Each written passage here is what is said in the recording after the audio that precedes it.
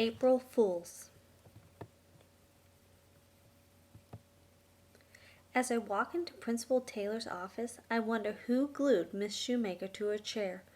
It would have been a hilarious April Fool's prank if the old faded glue bottle hadn't been hidden in my desk. My best friend Sarah sits on a bench in the office with other students, crying like a baby. "I didn't write those things," she moans, tears streaming down her face. "I was practicing my tuba all morning." She explains how someone wrote nasty messages about Mr. Kendall on the board in her handwriting. Each of the other students is in trouble for some prank they claim they didn't commit. Someone covered the gym floor with vegetable oil and blocked the toilets in the bathroom with handfuls of dead leaves. Someone also stuck old bologna under the cafeteria tables so the whole place stinks like a garbage dump. The phone rings, and Miss Nathan, the secretary, answers it and swiftly hangs up. "All morning kids keep calling and laughing," she says. After a while, Principal Taylor comes out of his office. "You've all been very busy," he began. Sarah starts denying everything, and the rest of us follow suit. Principal Taylor waves his hands to silence us, but as he's about to speak, the phone rings. Miss Nathan answers it with an abrupt "Hello?" She points to Sarah and says, "It's for you." Sarah takes the phone and says, "Hello? I can barely hear you. Jake, is that you?" When my little brother's name is mentioned, I go to the phone, and Sarah cradles it between us so I can listen. "Basement? Find? R.T." It's a young boy's voice, but I can't tell if it's Jake's. "Basement? Find? The R.T." he repeats before the phone suddenly floods with laughing children, and then goes dead. "I've spoken with your teachers, and they have some pretty compelling evidence," Mr. Taylor continues. "As punishment, you will stay after school until all these pranks are cleaned up." We all groan, and a few of us offer more protests of our innocence.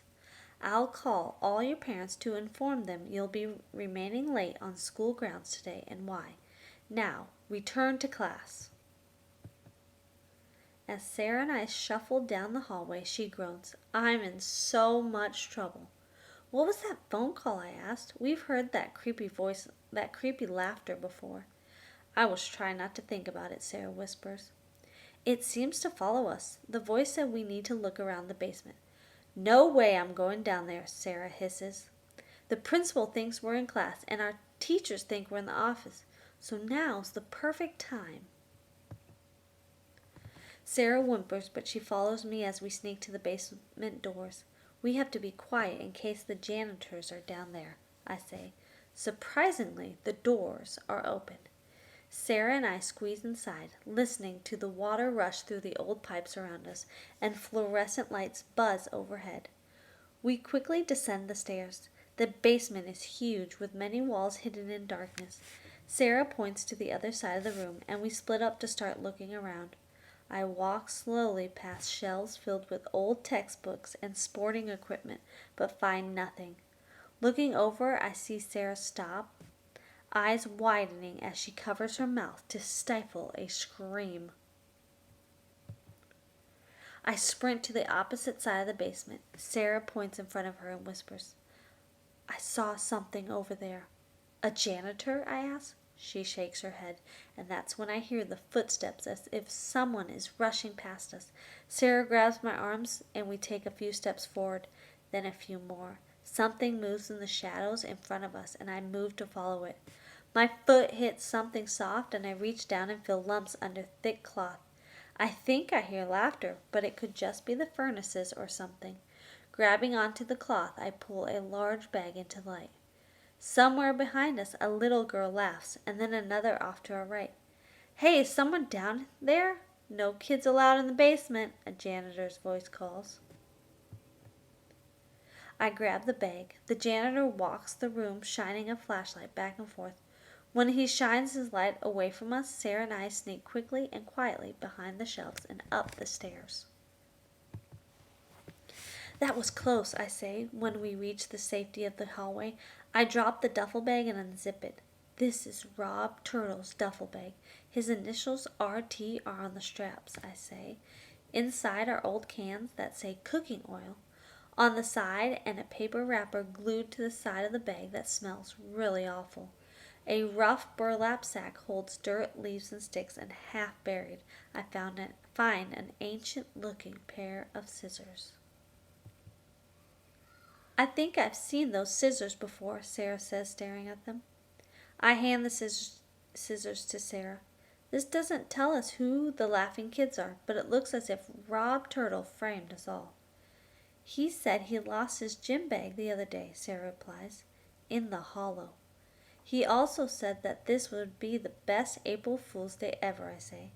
What do we do now? If we give the bag to Principal Taylor, he'll think we're trying to make Rob look bad, Sarah says. Let's leave it in the cafeteria, I suggest. Someone will turn it in to Lost and Found. We leave the bag in the stinky cafeteria and return to class. After lunch, Rob Turtle is called to the office, and as the day progresses, more students are found with evidence of pranks. Someone put dirt in the coffee in the teacher's lounge and made all the lights flicker in the east wing.